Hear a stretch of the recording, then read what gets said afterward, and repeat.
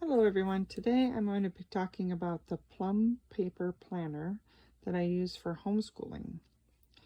This is a great planner. I love that it has a nice sturdy cover. It has a hard plastic cover to keep the main pages clean. The next page, the top cover, is also very hard and sturdy. I like all of the paper. All the paper is actually really good quality. And the spiral bounding is also nice and sturdy. It's held up well. Additionally, I bought the pen and pencil holder because I wanted to know that I was going to keep track of my stuff. You can customize the fronts. I put a quote on mine, and then here is our family name and the year written on the front because I'm using this a lot, partly as a planner. I plan a day to a week in advance. I used to plan a whole year of school on the computer, and then we would just click through it with my older kids. I find with the younger kids, doing it just a day to a week at a time is fine. I still do long-term planning for courses I develop when I develop my own class, and I do that on Trello, which works the best for me so far. So let's get into this planner and what it looks like inside. Here is the first page for me. I have this budget tracker that right now I'm not using. I ended up using something else, but I like it. It's nice, it's dry erase, so every week you can keep track of everything you spent, and then just erase and start over. I'm actually using Jordan Page's budget tracker right now, and I like that, but I think this is a great idea. We started last year about the middle of August. With Plum Paper Planners, you can choose to do either a 12-month planner or a 13-month planner. And because we were partway through August and I wanted to keep track of what we were doing, I did 13 months. Did I say weeks? Hopefully I said months. 13-month planner. And we started with August. So I've been using this planner. Started in August and it is April now. Let's switch to April. And I really like the planner. I'm definitely planning to get another one next year.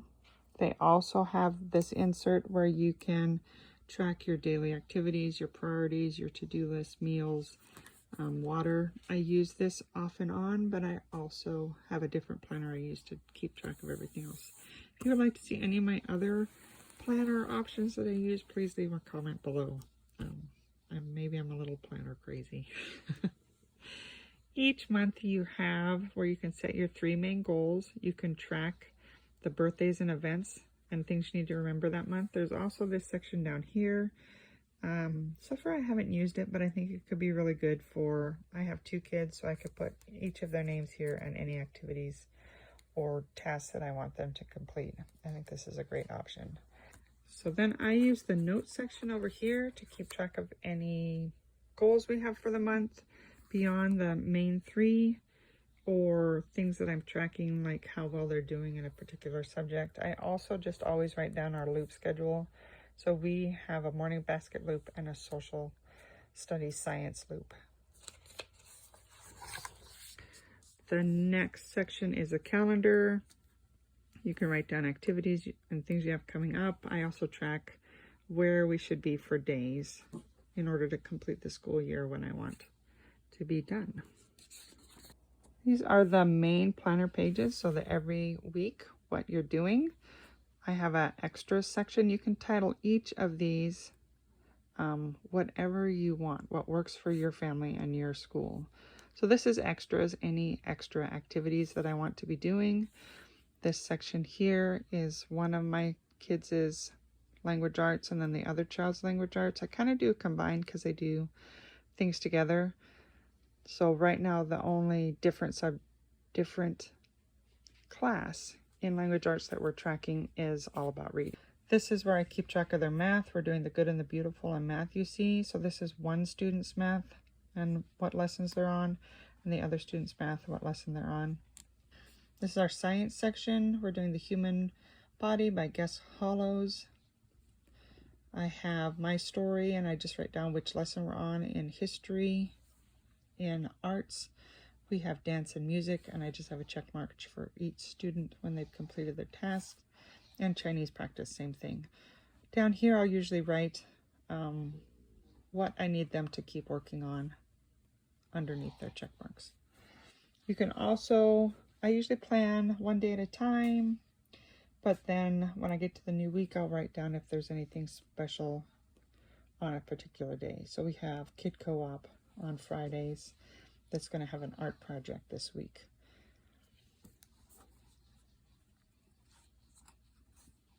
So the rest of the months are here. We also have checklists, and I didn't show you, I put a checklist at the end of each of the months thinking that I would use it to keep track of the kids' chores or my chores, and I ended up not doing that. I developed a chore chart for them that I clipped to a clipboard, and that works really well. So I didn't end up using those. I don't think I would pay for that addition next time. Of course, then maybe I'll regret that and decide that I should have had it. Who knows? And also there is a homeschool tab. So for the homeschool planner, there's a homeschool tab where you can keep track of the first page. For us, I've written in, but it looks a lot like this end of the year goals, where you keep track of, 3 words for your school this past year or the coming year, how your student did, goals, things you want to improve, those kind of things, just a reflection. And at the beginning, just to kind of prep and get you started.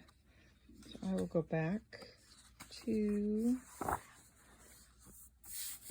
so behind that first page for goals, behind your first goal page, there's a year to glance where you can write down activities that you have coming up for school. You can keep track of your resources, what you bought, the subject it was for, and how much it cost. There's also this section where you can keep track of a little more specific, if it's administrative, student items, arts and crafts, miscellaneous expenses.